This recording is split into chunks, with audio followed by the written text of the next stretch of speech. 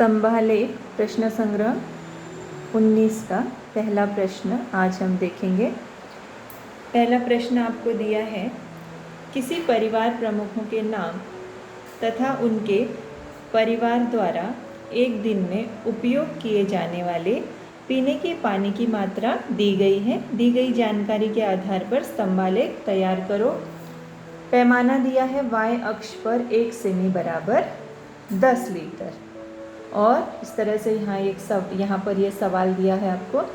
नाम Ramesh 30 litre, Shobha 60 litre, Ayub 40 litre, Julie 50 litre और Rahul 55 litre.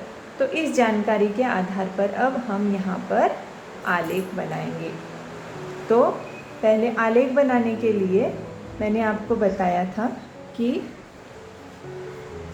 x और y अक्ष हम खींच लेते हैं। सबसे पहले यहाँ पर मैंने स्केल ली और स्केल की सहायता से जो आड़ी लाइन है ये है x अक्ष।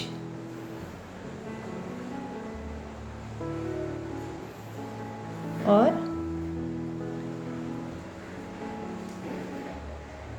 खड़ी लाइन जो है वो है हमारी y अक्ष। सबसे पहले आलेख बनाते समय हमको x और y अक्ष खींच लेना है। ये x नाम देना है इसको और इस खड़ी रेखा को देना है y। और ये दोनों जहाँ पर एक दूसरे को काट रही हैं, ये मूल बिंदु है, इसे नाम देना है O। y अक्ष पर हमें क्या करना है, 1 सेमी बराबर 10 लीटर पानी लेना है, क्योंकि पैमाना बराबर है y अक्ष पर 1 सेमी बराबर 10 लीटर पानी। तो हमें 10, 20, 30, 40, 50 सवाल में देखना है। सवाल में जो सबसे ज़्यादा पानी किसने उपयोग में लाया, सबसे ज़्यादा पानी उपयोग में लाया अयूब ने, वो है 60 लीटर। तो जहाँ सबसे बड़ी संख्या आएगी वहाँ तक हमको लिखना है 60 लीटर तक। तो ये हमने लिख लिया। उसके बाद हम स्तंभालेख बनाएंगे। तो रमेश ने इस्तेमाल किया है 30 लीटर पानी। ये रमेश है और यहाँ 30 लीटर पानी है। तो यहाँ इस तरह से रमेश के सामने हम 30 लीटर पानी इस्तेमाल किया रमेश ने, तो उसके सामने 30 लीटर का स्तंभ बना लेंगे।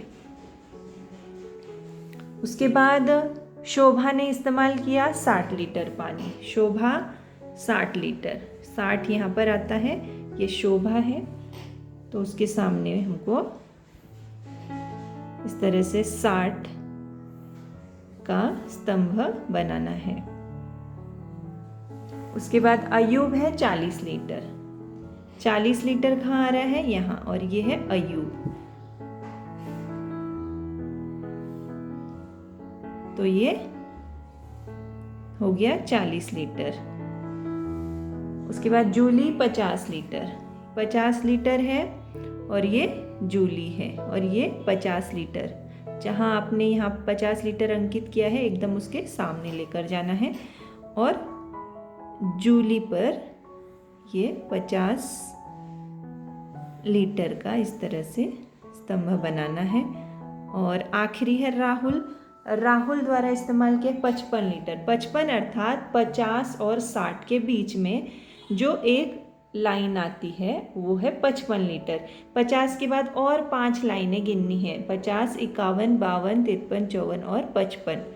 55 यहाँ पर राहुल के सामने आपको स्तंभ इस तरह से बनाना है।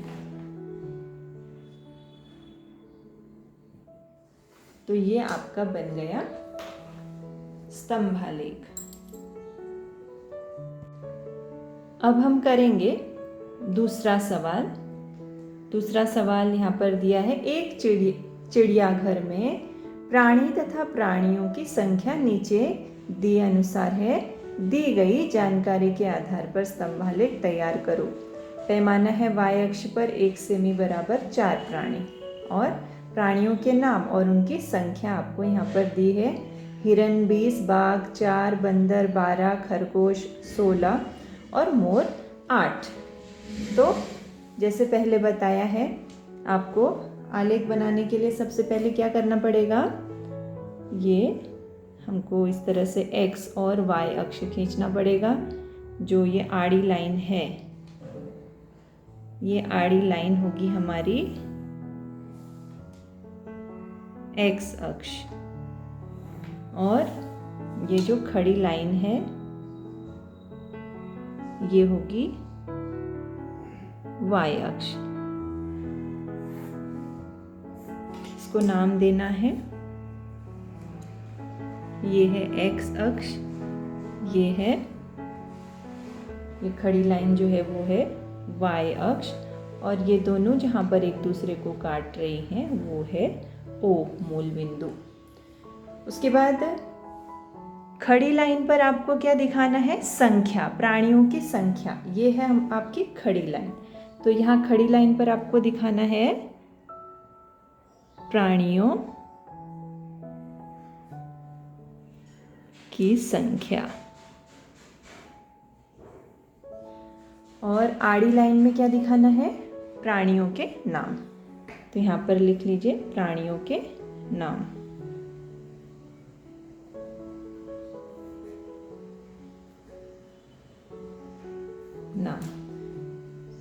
अब पैमाना दिया है y अक्ष पर,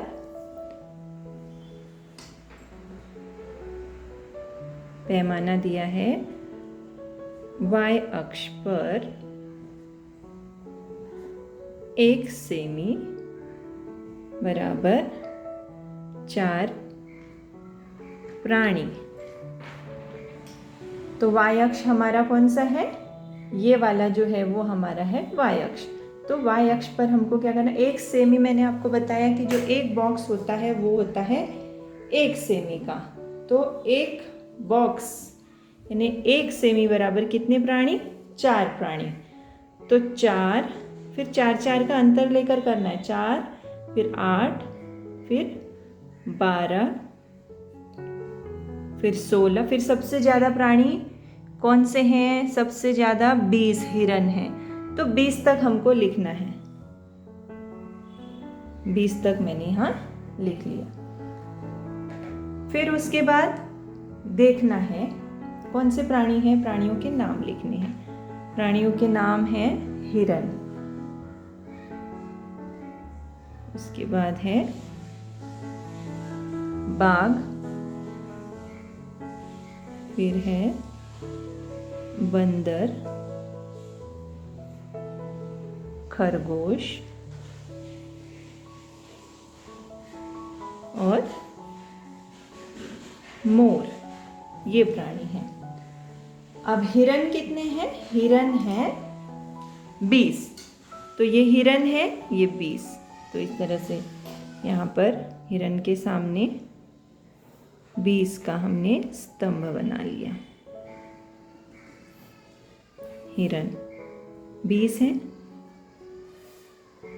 बाघ कितने हैं, 4 ही हैं। तो ये 4 के सामने ये हमने इस तरह से अंकित किया, और 4। बंदर 12, ये बंदर और ये हैं यहाँ पर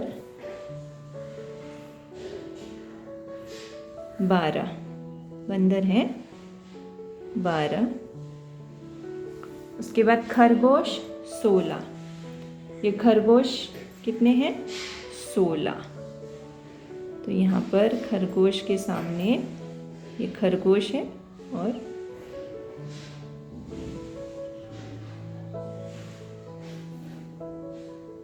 सोलह।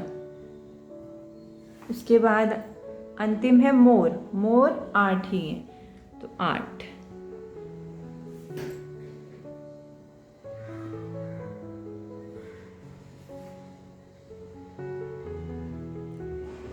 तो ये हो गया हमारा प्रश्न क्रमांक